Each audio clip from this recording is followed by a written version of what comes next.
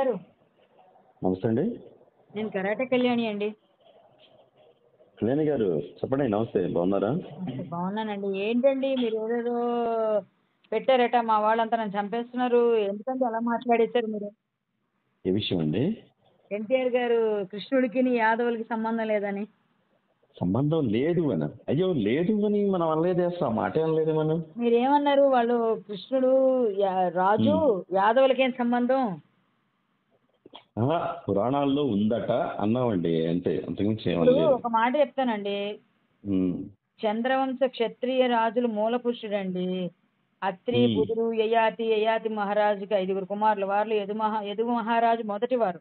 యదువంశ ఉమ్. వారసులే యాదవులు అయ్యారు. ఈ యదువంశ ఓకే. పరంపరలో 50 నుంచి 60 తరాలు వాసుదేవ్ అంటే తర్వాత వాసుదేవ్ ఇతను ఎవరైతే వసుదేవుడు ఉన్నాడో ఉమ్. ఆ, వాసుదేవ్ మూడు జన్మించారు. దేవమూడు మహారాజు మరొక ఆయన ఉన్నాడు. ఉమ్. మధుస, వైష్పన్య కుమారుడు సూరసేన కుమార ప్రజ్వన్య మహారాజు, ఇవన్నీ చరిత్ర అండి. ఓకే. ఓకే. యాదవ చరిత్ర. నేను యదువంశంలో పుట్టిన అమ్మాయినిగా చెప్తాను. సూరసేన సంతానంలో ప్రముఖులు వాసుదేవుడు. ఉమ్. కుంతి కూడా యాదవే. ఉమ్. ఉమ్. అందువల్లే పాండవులు వాళ్ళు కూడా యాదవులు అయ్యారు. యాదవులే వాళ్ళ అమ్మ కడుపును పుట్టారు కదా మరి రాజు. ఇవన్నీ కలిపినవన్నీ ఓకే. ఓకే. యదువంశం నేను ఆ వీడియో చేసే ముందు ఎవరిని అడిగితే వాళ్ళు ఒక పాయింట్ అన్నారండి, అందుకని అది మెన్షన్ చేయాల్సి వచ్చింది. ఓకే, అభ్యంతరం ఉంటే ఆ పాయింట్ వరకు మనం కాదండి. తీసుకెళ్తాం. మీరు నో ప్రాబ్లం. ఏంటంటే మీరు ఒక మీడియాలో ఉన్న పర్సన్ గా కొంతమందిని తెలుసుకొని అడుగుతారు మీరు. కానీ ఇక్కడ ఏంటంటే ప్రజ్వన్య మహారాజు సంతానంలో ప్రముఖులు నంద మహారాజ్, వాసుదేవుడు మహిష్మతి రాజుగా, నంద మహారాజు రేపల్లి సామంతరాజుగా ఉన్నారు ఇద్దరు. ఇప్పుడు నంద మహారాజు ఇక్కడ వాసుదేవుడికి లింక్ అప్పే కదా. కృష్ణ జన్మస్థానం ఎక్కడ పుట్టాడు, ఎక్కడి నుంచి రేపల్లికి వెళ్ళాడు, ఇవన్నీ ఉంది కదా. అవునవును. నందుడు, వాసుదేవుడు ఇవన్నీ ఈ వృష్టి తెగకు చెందిన క్షత్రియ రాజులండి. వీళ్ళు వృష్టి తెగకు చెందిన క్షత్రియ రాజులు. యాక్చువల్ గా యాదవ రాజులం మేము. కానీ ఎవరు కూడా రాజులు అనకుండా యాదవ్ అని పెట్టేసుకొని ఇక్కడైతే మన తెలంగాణలో గొంగడ కప్పేసి గొర్రెనిచ్చేస్తే ఓకే అనేసుకుంటున్నారు. ఇది రాజకీయ పరం అయిపోయింది. కానీ రాజుల వంశం అండి, క్షత్రియులం మేము. నేను ఓకే అండి. ఎవరైనా ఓకే అడిగితే యాదవ కళ్యాణి గారు, రాజులు అని చెప్తాను. నేను తెలుసా అండి, నేనైతే అలాగే చెప్తా, యాదవ రాజులు మేము. అదే ఈ మాట తక్కువ వినడం, యాదవరాజు అనేది తక్కువ వినడం. లేదండి, మీకు ఇలాంటి వాళ్ళు నేను చెప్పాలి. మీకు ఒక చిన్నది పంపిస్తాను ఇప్పుడే మీ ఓకే వాట్సాప్ అండి. కి. ఓకే. అక్కడ యాదవరాజు అని మన గోవిందరాజుల గుడి స్వామి అని తెలుసు కదా మన తిరుపతిలో. అవునవును, గోవిందరాజ స్వామి. గోవిందరాజ స్వామి గుడిలో శాసనంలో ఉంది. అది కూడా నమ్మరా పోని? అయ్యో, నా ఉద్దేశం అది కాదండి. అంటే మిమ్మల్ని కానీ కృష్ణుడికి కానీ సంబంధం లేదని కదా నా ఉద్దేశం.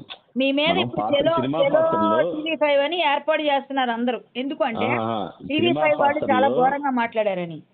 ఓకే. ఓకే.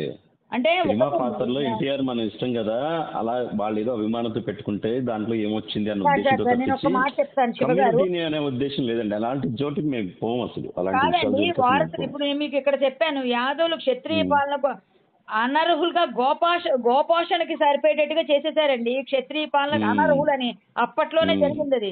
అందువల్ల ఓకే. నంద మహారాజుతో పాటు వాసుదేవుడు కూడా గోపని సంబోధించాడు, అంటే గోపాలకరు అని. అంతేగాని వీళ్ళు రాజులు, బేసికల్ గా వీళ్ళు ఓకే. రాజులు కాబట్టే పాండవులు, ఈ కుంతీదేవి వీళ్ళందరూ కూడా ఎందుకు కృష్ణ భగవానికి అంత ఇష్టం అనుకున్నారు మరి?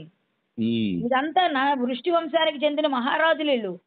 ఓకే. నేనంత క్లియర్ గా చెప్తున్నా మీకు, అందుకే మీకు అర్థం అవ్వాలని చెప్తున్నా. రెండోసారి మీకు ఎక్కడ ఇది రాకూడదు. సరే కళ్యాణ్ గారు, ఓకే, నాకు పంపించండి. ఆ పదాలు ఏవైతే ఉన్నాయో అవి నేను రిమూవ్ చేయిస్తానండి. ఓకేనా? చేయించండి, అది తప్పది. ఇంకొకటి ఏంటంటే ఎన్టీఆర్ గారికి అవమానం అన్నారు కదా, ఎన్టీఆర్ గారికి కాదు, కృష్ణుడికి అవమానం జరుగుతుంది ఇక్కడ. ఏమండి, నేను కూడా కృష్ణ భక్తులమే, అదేం లేదు. సినిమా నటులుగా ఎన్టీఆర్ గారిని అభిమానిస్తాము, అట్లాగే కృష్ణుడిగా మేము పూజిస్తాం కదా. పూజించాలి, అందరం పూజించాలి. కృష్ణం వందే జగద్గురం. కానీ నేనేమంటానంటే యాదవులకే దేవుడు అని అనట్లేదు మేము, కృష్ణం వందే జగద్గురం. నేనేమి క్రిస్టియన్ ముస్లిం కాదు కదండి, నేను కూడా హిందూనే కదా. అందరి దేవుళ్ళని అనట్లేదండి మేము అలాగా. కాకపోతే కృష్ణం వందే జగద్గురం అన్నప్పుడు మా పాయింట్స్ మేము కొన్ని పెట్టి హైకోర్టులో స్టే తెచ్చాను.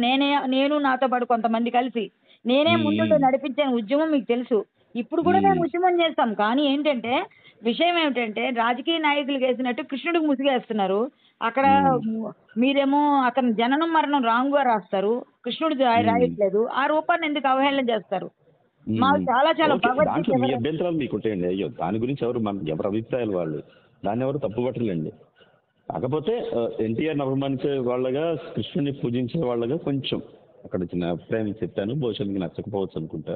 ఓకే, నేను రిమూవ్ చేస్తానండి పద్ధతి. అవి చూడండి మీరు ఇమీడియట్ గా అవి, ఎందుకంటే చాలా పెద్ద మళ్ళీ TV5 వాళ్ళు చాలా ఇదిగా చేశారు, యాదవులకు వ్యతిరేకంగా అన్నట్టుగా బయటికి వెళుతుంది.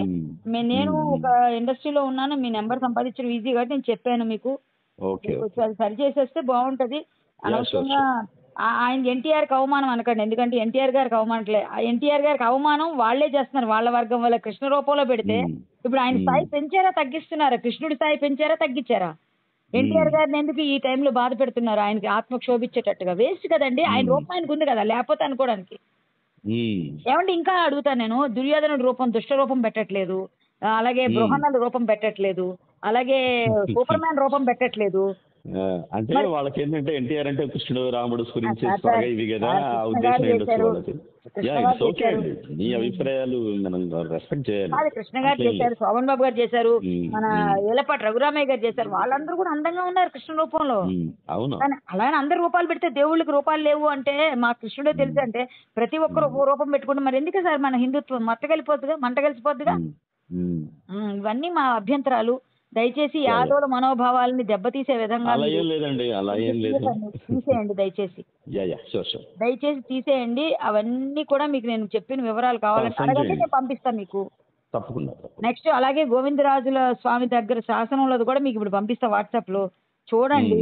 కోర్టు స్టే చూపిస్తా మీకు. కోర్టు స్టే ఆల్రెడీ వచ్చింది కదా, కోర్టు ధిక్కారం చేశారు వాళ్ళు. ఇప్పుడు కండెంప్ట్ ఆఫ్ కోర్టు మేము వెయ్యొచ్చు. సో ఇవన్నీ విగ్రహం మార్చారు కదా, మార్చినా మళ్ళీ పెడతాం, మా ఇంటి ముందు పెట్టుకుంటాం, ప్రైవేట్ ప్లేస్ లో పెడతాం అన్నారు. ప్రైవేట్ ప్లేస్ లో పెడతాం, ప్రైవేట్ ప్లేస్ లో పెట్టి చేస్తామని మాట్లాడారు అనుకోండి. ప్రైవేట్ ప్లేస్ లో మాకు ఉన్నాయి, ప్రైవేట్ ప్లేస్ లో మేము కొన్ని పెట్టొచ్చు. అప్పుడు వాళ్ళే బాధపడతారు మళ్ళీ, ఎందుకురా బాబు తవ్వుకున్నామని.